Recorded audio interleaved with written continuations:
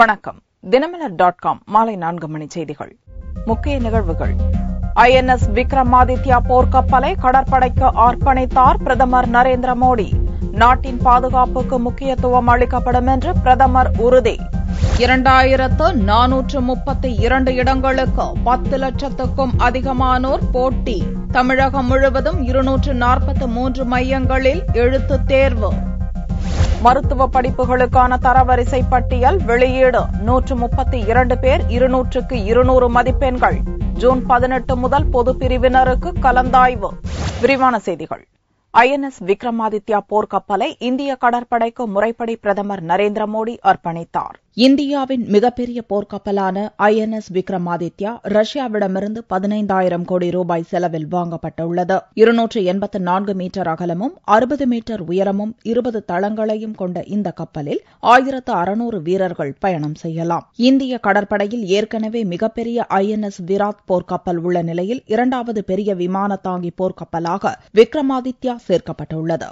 கோவா அருகே அரபிக்கடலில் நிறுத்தப்பட்டுள்ள இந்த போர்க்கப்பலை இந்திய கடற்படைக்கு அர்ப்பணிக்கும் விழாவில் பிரதமர் நரேந்திர மோடி கலந்து கொண்டார். பிரதமராக பதவியேற்ற பின் மோடி பங்கேற்கும் முதல் கடற்படை நிகழ்ச்சி இது. தனி ஹெலிகாப்டரில் விக்ரமாதித்யா போர்க்கப்பலுக்கு வந்த பிரதமர் மோடி கடற்படை வீரர்கள் அளித்த அணிவகுப்பு மரியாதையை ஏற்றுக்கொண்டார். அதைத் தொடர்ந்து கடற்படை வீரர்களின் சாகச நிகழ்ச்சிகளை பார்வையிட்ட மோடி போர்க்கப்பலில் உள்ள நவீன வசதிகளையும் பார்வையிட்டார். பின்னர் செய்தியாளர்களிடம் பேசிய பிரதமர் மோடி தனது அரசு நாட்டின் பாதுகாப்புக்கு மிகுந்த முக்கியத்துவம் அளிக்கும் என்று கூறினார். தேசிய போர் நினைவிடம் அமைக்கப்படும் என்றும் ராணுவத்தில் ஒரு பதவிக்கு ஒரு பென்ஷன் திட்டம் அமல்படுத்தப்படும் என்றும் கூறினார். இந்நிகழ்ச்சியை முடித்துக் கொண்டு டெல்லி திரும்பிய நரேந்திர மோடி ஞாயிறன்று பூட்டான் நாட்டுக்கு அரசு முறை பயணமாக செல்கிறார். பிரதமராக பதவியேற்ற பிறகு மோடி மேற்கொள்ளும் முதல் வெளிநாட்டு பயணம் இது என்பது குறிப்பிடத்தக்கது.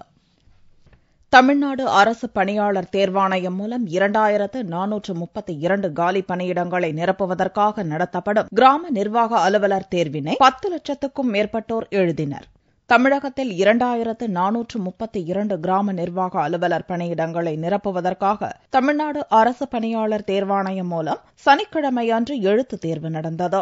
இத்தேர்வினை 10,08,662 பேர் மேற்கொண்டனர். இத்தேர்விற்காக தமிழகம் முழுவதும் 243 தேர்வு மையங்கள் அமைக்கப்பட்டிருந்தன. காலை 10 மணிக்கு தேர்வுகள் தொடங்கும் என அறிவிக்கப்பட்டிருந்த போதும் காலை 8 மணி முதலே தேர்வர்கள் ஆர்வமுடன் வந்துவிட்டனர்.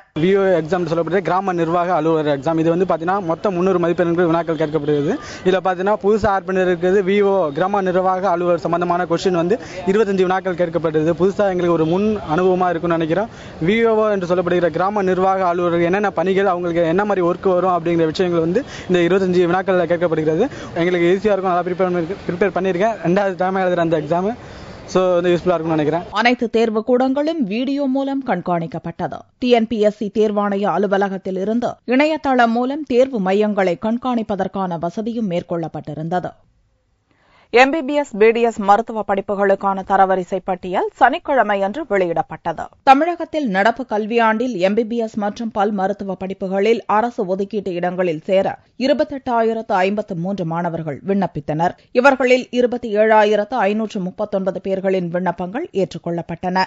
இவர்களுக்கான ரேண்டம் எண் கடந்த 9ஆம் தேதி வெளியிடப்பட்டது. இந்நிலையில் மருத்துவ படிப்பிற்கான தரவரிசை பட்டியலை சென்னை மருத்துவக் கல்லூரி இயக்குநர் அலுவலகத்தில் தமிழக சுகாதாரத்துறை அமைச்சர் விஜயபாஸ்கர் வெளியிட்டார். தரவரிசையில் 132 பேர் 200க்கு 200 மதிப்பெண்கள் பெற்றுள்ளனர்.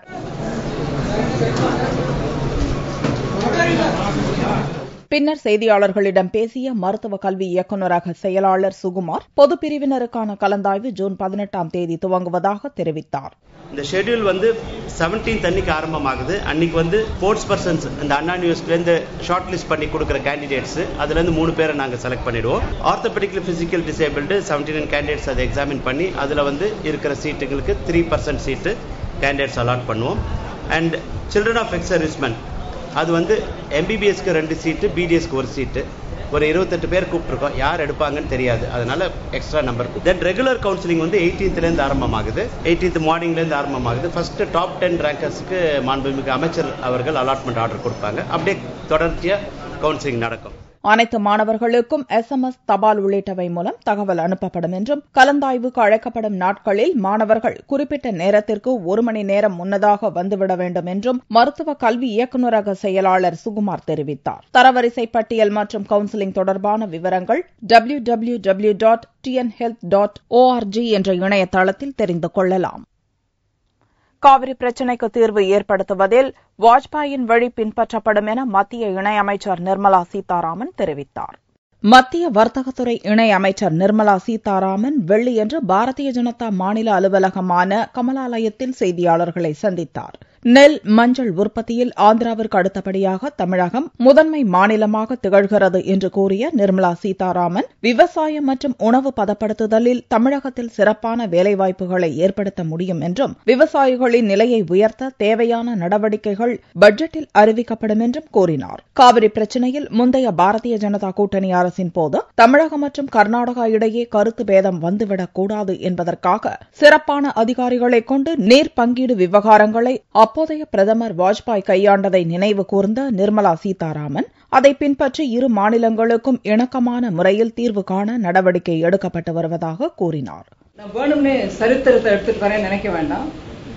NDA அரசு இருந்தபோது அடல் பிஹாரி வாஜ்பாய் அவர்கள் அவருடைய பங்கேற்பு இருக்கணும்ன்ற அவசியம் இல்லாத போது கூட, தேவையில்லாத போது கூட அவருடைய குட் ஆபீசஸை உபயோகப்படுத்தி கர்நாடகாவுக்கும் தமிழ்நாடுக்கும் நடுவில் எந்த விதமான டிஃபரன்ஸ் ஆஃப் ஒப்பீனியனும் இல்லாமல் இருக்கணும், காவேரி இஷ்யூ சால்வ் பண்ணணும்னு அப்போ அவர் இன்வால்வ் ஆனார்.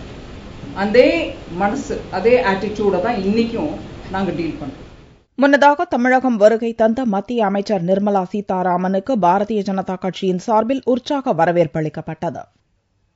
தமிழக விவசாயிகளை காக்க காவிரி மேலாண்மை வாரியத்தை உடனடியாக அமைக்க வலியுறுத்தி பிரதமர் மோடிக்கு திமுக தலைவர் கருணாநிதி கடிதம் எழுதியுள்ளார். திமுக தலைவர் கருணாநிதி சனிக்கிழமையன்று பிரதமர் மோடிக்கு எழுதியுள்ள கடிதத்தில், தமிழகத்தில் அதிமுக அரசு பொறுப்பேற்ற பிறகு கடந்த 3 ஆண்டுகளாக குறுவை பயிர் பொய்த்து போனதால் விவசாயிகள் கடுமையாக பாதிக்கப்பட்டுள்ளதாகவும் பல விவசாயிகள் தற்கொலை செய்து கொண்டதாகவும் தெரிவித்துள்ளார். காவிரி பிரச்சினை வழக்கில் நடுவர் மன்றத்தின் இறுதி தீர்ப்புக்கு உச்சநீதிமன்றம் எந்தவிதமான இடைக்கால தடையும் விதிக்காததை சுட்டிக்காட்டியுள்ள கருணாநிதி, எனவே காவிரி மேலாண்மை வாரியம் அமைப்பதற்கு எந்தவித தடையும் இல்லை என்பதை தெளிவுபடுத்தியுள்ளார். இந்த விவகாரத்தில் தமிழகத்தின் குரல் ஒருமித்து ஒலிக்க வேண்டும் என்ற அடிப்படையில் அனைத்துக் கட்சி கூட்டம் கூட்டப்பட வேண்டும் என்ற தனது கோரிக்கையை ஆளும் அதிமுக அரசு ஏற்றுக்கொள்ளவில்லை என்று கடிதத்தில் குறிப்பிட்டுள்ள கருணாநிதி, காவிரி மேலாண்மை வாரியம் அமைப்பதில் மத்திய அரசு விரைந்து நடவடிக்கை எடுத்து பாதிப்புக்குள்ளாகியுள்ள தமிழக விவசாயிகளை காப்பாற்ற வேண்டும் என வலியுறுத்தியுள்ளார்.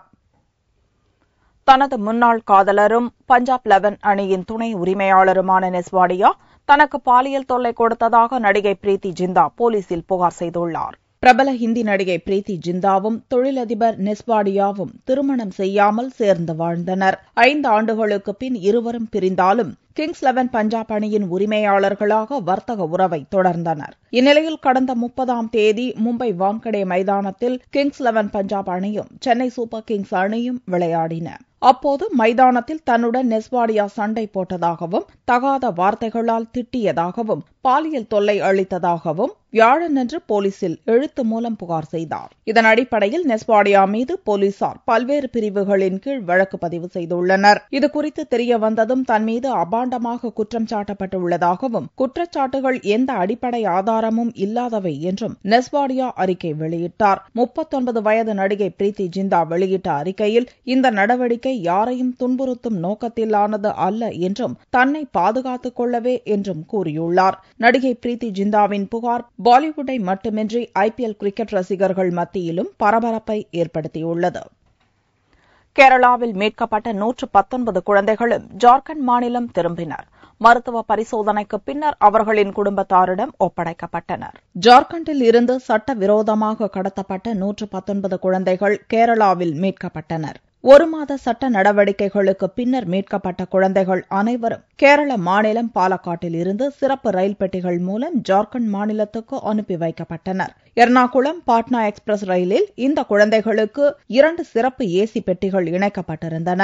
ராஞ்சிக்கு ரயில் வந்து சேர்ந்ததும் குழந்தைகள் அனைவரும் பாதுகாப்புடன் தியோகர் பஞ்சாயத்து பயிற்சி முகாமுக்கு 3 சிறப்பு பேருந்துகள் மூலம் அழைத்து வரப்பட்டனர். அங்கு மருத்துவ பரிசோதனை முடிந்ததும் பெற்றோரிடம் ஒப்படைக்கப்பட்டனர். மீண்டும் தங்களின் பெற்றோரை பார்த்த குழந்தைகள் அவர்களை நோக்கி தாவிச் சென்றனர். சிலர் கண்ணீர் விட்டு அழுதனர். अभी इंक्वायरी चल रही बच्चों की, कौन बच्चे गए हैं, उनके माँ बाप जब पूछताछ चल रही कि किस सिचुएशन में, किस कंडीशन में बच्चों को भेजे, क्यों भेजे हैं, ये सारी बातों का अनुसंधान चल रहा है. अनुसंधान के बाद ही स्पष्ट हो पाएगा. गोड्डा के 5 थाने के बच्चे हैं, 5-6 थाने के बच्चे हैं. ये प्रशासन को पहले खबर नहीं, और प्रशासन इसके लिए रिहैब करेगी. हम लोग मदद करेंगे प्रशासन को, प्रशासन जैसे सवाल करेगा.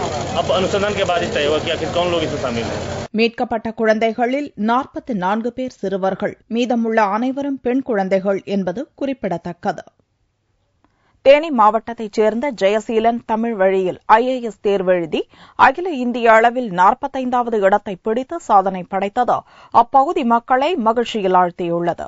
சமீபத்தில் வெளியான IAS மற்றும் IPS தேர்வில் தமிழகத்திலிருந்து 109 பேர் தேர்ச்சியடைந்தனர். தேனி மாவட்டம் கொங்குவார்பட்டி அருகே உள்ள கள்ளிப்பட்டியைச் சேர்ந்த ஜெயசீலன் அகில இந்திய அளவில் 45வது இடத்தை பிடித்து சாதனை படைத்தார். ராயப்பன்பட்டியில் உள்ள அரசு மேல்நிலைப் பள்ளியில் பள்ளிப் படிப்பை முடித்த ஜெயசீலன் BSc விவசாய படிப்புடன் தமிழ் மீது கொண்ட ஆர்வத்தால் MA தமிழ் முதுகலை படிப்பும் படித்தார். இவருடைய தந்தை பழனிசாமி கொங்குவார்பட்டி தொடக்க வேளாண்மை கூட்டுறவு வங்கியில் செயலாளராக பணிபுரிந்து வருகிறார். சாதாரண குடும்பத்தில் பிறந்த ஜெயசீலன் கடந்த முறை IRS தேர்வில் வெற்றி பெற்று தற்போது நாக்பூரில் வருவாய்த்துறை உதவி ஆணையராக பணியாற்றி வருகிறார். இந்நிலையில் IAS தேர்வில் தமிழ் வழியில் தேர்வெழுதி அகில இந்திய அளவில் 45வது இடத்தை பிடித்துள்ளதற்கு அவருடைய பெற்றோர் பெரும் மகிழ்ச்சி அடைந்துள்ளனர். பள்ளி பருவம் முதலே தமிழ் மொழியில் ஜெயசீலன் அதிக ஆர்வம் உள்ளவர் என்றும் அவர் தமிழுக்காகவும் தமிழகத்துக்காகவும் பணிபுரிவதே தமக்கு மகிழ்ச்சி என்று தந்தை பழனிசாமி கூறினார். எங்க குடும்பத்துக்கு மிக்க மகிழ்ச்சிங்க. எப்படின்னா 1122 பேர் எழுதின ஒரு தேர்வு பெற்றதுல நம்மளுடைய பையன் 45வது இடத்திற்கு வர வேண்டும். நாங்க கனவில் கூட நினைக்காத ஒரு விஷயத்தை எங்களுக்கு கடவுள் ஒரு வரப்பிரசாதம் எங்களுக்கு கிடைச்சிருக்கு. தமிழ் உன்னை வளர்த்தது, நீ தமிழுக்காக பாடுபட வேண்டும் என்று நான் சொல்லிட்டே இருப்பேன். அதனுடைய பலன் தமிழகத்துல ஒரு IAS அதிகாரியா பணியாற்றி தமிழ் மக்களுக்காகவும் தமிழுக்காகவும் தமிழ்நாட்டிற்காகவும் பாடுபட வேண்டும் என்ற என்னுடைய எண்ணங்கள் நிறைவேறி இருக்கிறது. அவனுடைய பணி சிறந்து என்னுடைய எண்ணத்தை நிறைவேற்றும் என்று இறைவனிடத்தில் தமிழ் வழியில் படித்து IAS தேர்வில் அகில இந்திய அளவில் 45வது இடத்தை பிடித்த ஜெயசீலனுக்கு தேனி மாவட்ட மக்கள் வாழ்த்துக்களையும் மகிழ்ச்சியையும் தெரிவித்தனர். அரிதான இரத்த வகையைச் சேர்ந்தவர்கள் தன்னார்வத்துடன் இரத்தத்தை தானம் செய்ய முன்வர வேண்டும் என்று மருத்துவர்கள் கேட்டுக் கொண்டுள்ளனர்.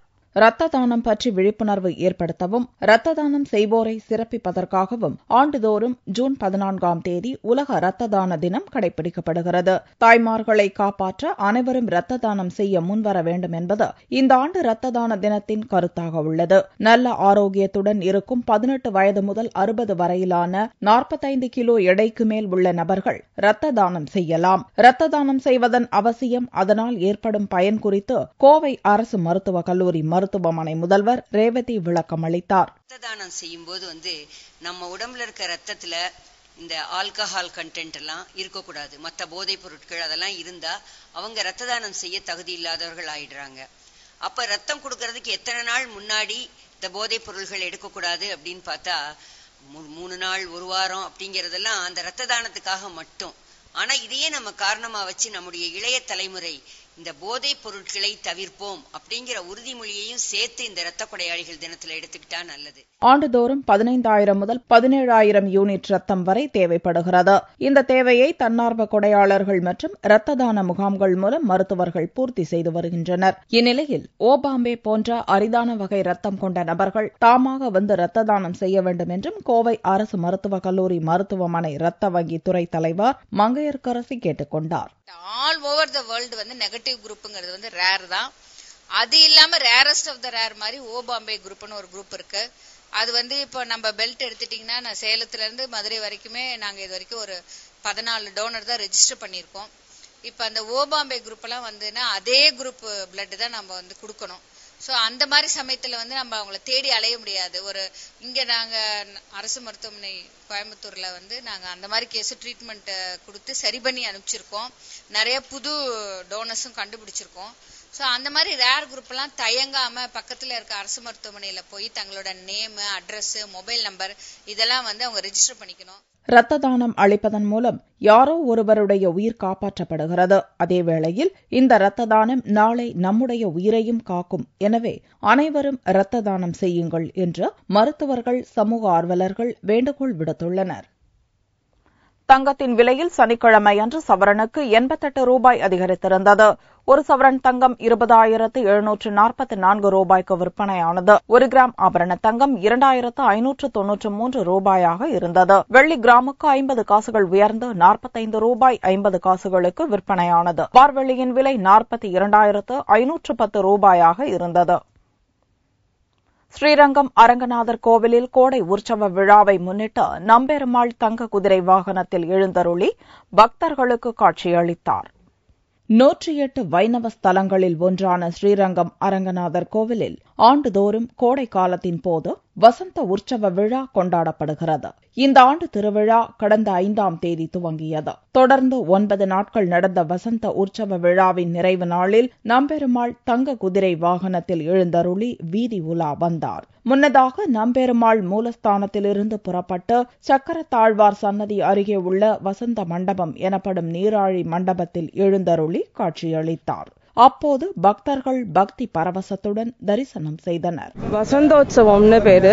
இந்த உற்சவத்துல நம்பெருமாள் ரங்கநாதர் குதிரை வாகனத்துல எழுந்தருளி தாயார் சன்னதி போயிட்டு அப்புறம் வசந்த மண்டபம் போய் சேர்றது தான் இந்த உற்சவத்துல நடக்கிறது. இது எதுக்காகனா இந்த வெயில் தாங்காம தெப்பத்துக்குள்ளார மண்டபத்துல அங்க பெருமாள் எழுந்தருளி இருப்பார். வெயிலோட உக்ரம் தணிக்கிறதுக்காக பெருமாளுக்காக நடத்தப்படும் உற்சவம் இது வசந்தோத்சவம். இதைத் தொடர்ந்து நம்பெருமாள் சந்திர புஷ்கரணி குளத்தில் இறங்கி தீர்த்தவாரி கண்டருளினார். பின்னர் திருமஞ்சனம் கண்டருளிய பெருமாள் மங்கள வாத்தியங்கள் முழங்க மூலஸ்தானம் சென்றடைந்தார். மீண்டும் செய்திகள் இந்திய நேரப்படி இரவு 8 மணிக்கு. வணக்கம்.